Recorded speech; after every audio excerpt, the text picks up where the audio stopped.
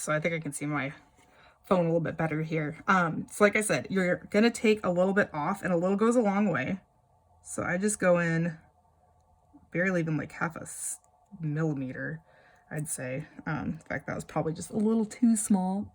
So I'm gonna come in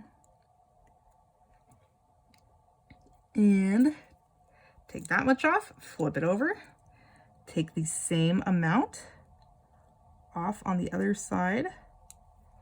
And you don't have to go all the way down, because as long as you score it, it's basically, you're just trying to make sure that you can get the cane to where it fits in between the ears, which in this case it does. In fact, I think, yeah, that's pretty good. It's not bowing over. If you could see up close here, it's not bowing over, it's fitting right between the ears.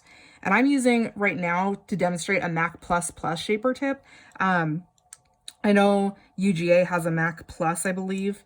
Dr. Message has a Mac Plus Plus, I think still. The key with the Mac Plus Plus or any of the Mac series shaper tips is you want to put the cane, if you're using that, the school one, you want to put the cane flush with the top of the ears. You don't want to push it down like all the way between the ears like this. Other shaper tips, yes, but for the Mac Plus Plus, you don't. Mac Plus Plus, Mac Plus, any of the Mac series, you don't want to push it down. And the way I remember that is, if you could see on the side here with this particular shaper tip, there is an embossed line. You see that? So, and the ends of the cane end up there. So that's where I line it up. Otherwise, I think it can be too narrow.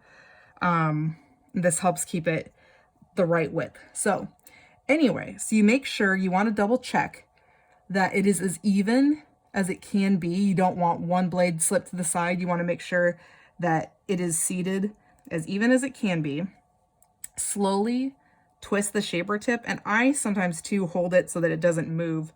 I'll pinch a little bit right here and keep twisting. And I twisted enough not to death grip it, but if you could see, like, I don't have any more. I could, if I really cranked on it, tighten it, but I want it to be stable, but I don't want it to choke the cane and leave an indentation. Since I didn't do too much yet with this razor blade, I feel comfortable going ahead and using it right now. But if I find that it's not as sharp as I need it to be and not taking the cane off in the way I'd like, then I'm going to get a new one. Don't be afraid to use new ones. So you see what I'm doing? I learned this from Catherine Needleman. Instead of holding it like this, or you can hold it against your chest, I've found that it's really helpful to grab with your non-dominant hand the shaper tip and make a fist like this, so that this is always staying very perpendicular. You don't want it to twist like this. You need it to be very straight level. And you're going to want to go ahead and take tiny little scrapes with this, tiny little movements, keeping the blade as straight as you can. As you go down the shaper tip, you do not need to kind of dig in and gouge right off the bat. So I just go slowly, as you can see, making sure that I am not bending.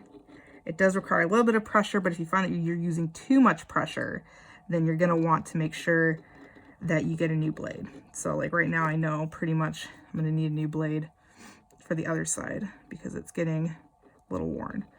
So, and as you see, I am really making sure not to rock the razor blade to this side or to the other side, because if you do that, you're going to end up shaving off some of the cane. And so when the reed is tied together, it will not seal. You'll have gaps. So really try to make sure that you keep that blade as straight as possible here. So you want it to just go to the shaper tip itself. And as I'm running it over, like, I'm not getting too much extra, maybe a little bit. And I do go for feel with this. Obviously, I like to make sure that it feels nice and smooth. I like to look at it, double check. I will also look from the side, which is, it's kind of hard to see with the camera, but looking here, seeing that it is flush, there's nothing really hanging over at the bottom here. You want this to be flush with the shaper tip. So you can see this side has been shaped, this side has not. there's still raw material. So let's go to this side. Like I said, get yourself a new razor blade. Don't be afraid to use them. Some people go ahead and resharpen them. I don't. So again, non-dominant hand, kind of pushing it down just basically for stability here and leverage. Keeping that blade straight, just taking off little bits right now. I know it kind of looks like a lot, but it's not. If you look closely here, you can still see I've got more material to take off. It's still hanging on the edge. Still some overhang. So again, very nice. And be very slow and deliberate with this, okay? I cannot emphasize that enough. Do not feel like you have to be in a rush to go and be a power shaper.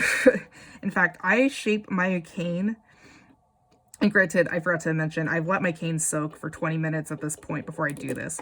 So I shape my cane the day that I'm going to tie them into blanks. I do not shape up a bunch of cane and then leave it later, because I've found that, at least for me, and especially back up here in Idaho, when I do that and I don't tie it into a reed blank right away, I'm kind of destined to have leaky reeds. So as you can see now, there we go, very flush, nice and smooth. I wish you could probably feel it, because it is very smooth. I don't have any like jagged edges, and again, that's because I use a very nice fresh blade. But smooth on this end, smooth on this end, and then when you're done with that, you unwind, pop the shaper tip down, and you have a piece of shaped cane. Now at this point, you can take the ears off if you want. I think Dr. Message does that. And to do that, you can use a razor blade or you can use a knife. I use a razor blade.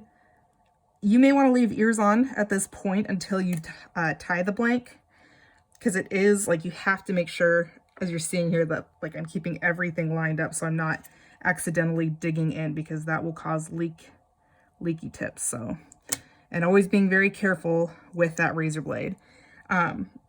So there, I went ahead and took the ears off for right now. That'll help me check the seal on the cane once I tie it up, and then, you know, good to go there. So hopefully that helps. Other things to kind of think about when you're shaping cane, like I said, fresh razor blades, always, do not be afraid. And then when I'm done, I have a sharps container here, just put them in, put them away. So don't be afraid to use a fresh blade always. Use that pencil. If you're using the easel, like I said, here is the embossed mark. You can kind of see that. So that's where you want to line up the cane. And I'll show you that one more time. So this is another piece. I have to make 5 reeds today. This particular piece of cane, look, it fits flush. I cannot move it. So I know that I'm going to have a nice even middle spot. So again, I'm looking at that line right here, and I'm drawing little anchor points with my pencil, and I will use this because this razor blade, it's not fully dull yet, but it's somewhat. So again, easy enough. I can do it off the table, but we'll just do it on the table again to show you. Set up that razor blade on the embossed line, connect the 2 pencil markings right across, like I said, with a little bit of pressure, but not a whole bunch. And then you can use the razor blade, or you can do what I'm doing right now, which is just a kind, gentle folding over of the cane here.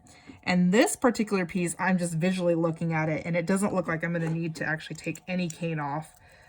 Yeah, in fact, it fits pretty darn flush right there. It's not exactly a favorite piece of cane. I don't know what's going to happen with it. It feels a little springy, but I don't need to shave down those edges to get it to fit in. It's already fitting in rather nicely. So again, with any of the Max Shaper tips, flush against the very top of the ears, not pushed down between the ears of the shaper tip. I'm going to make sure that everything is lined up, that no blade is going over one way or the other. Hold it down. And keep turning that until it's good to go. Gonna get a fresh blade. And we'll do this once more just to show you, okay? So, again, anchor.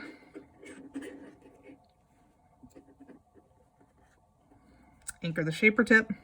It's kind of up at an angle too. Like you could have it straight down, you can have it up. I think that's probably too much of an angle, but I guess in a way too, I could put my whole fist on the table, not really anchor it up. So that might help for stability and keep it from rocking, excuse me. Again, tiny little shavings coming off with the razor blade. I'm not trying to get down to the metal just yet, but now I am. I'm working there. Light pressure. As you see, the cane just kind of curls off, making sure that I am not rocking the blade one way or the other, just keeping everything very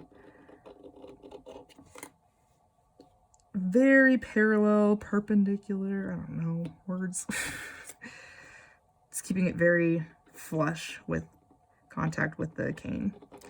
So, and as I can see, I'm not getting much off of that now. Looking at it, it's very flush. It's smooth. It feels smooth. Definitely do not be afraid to do the smoothness test, because it will help you a lot. Then go to the other side. I can get a little bit more out of this particular razor blade. This is definitely some squishy, flexible cane that I'm not sure I'm loving right now, and I don't know that it's going to make a good reed. This is also kind of a good part of the reed making process. You can get a feel for what the cane will be, and since this feels really rubbery, I'm not sure it's going to make it past the blank and checking point. But we'll see. Could be. I'm going to set it aside. That it might be a good kind of student reed cane, might be a little softer, stuff like that, but it's probably not going to be something that I want to use for my own personal professional playing. So hopefully that helps. If you have any questions, of course, feel free to ask me. I hope that gave you a little bit more insight, clarification on the shaping process. And yeah, good luck. Know that you're going to mess up at first. The only way to do this, to get better at this, is to do it all the time, as frequently as you can. So don't be afraid to just get a bunch of tube cane, go through the gouging process to eventually, I'm sure that you'll learn that as well, but don't be afraid to stock up on gouged cane right now to get the shaping process down. It's probably one of the hardest parts, one of the easiest parts that can go wrong before you even get to making the reeds. So take your time with this, okay? All right, good luck. Go dogs.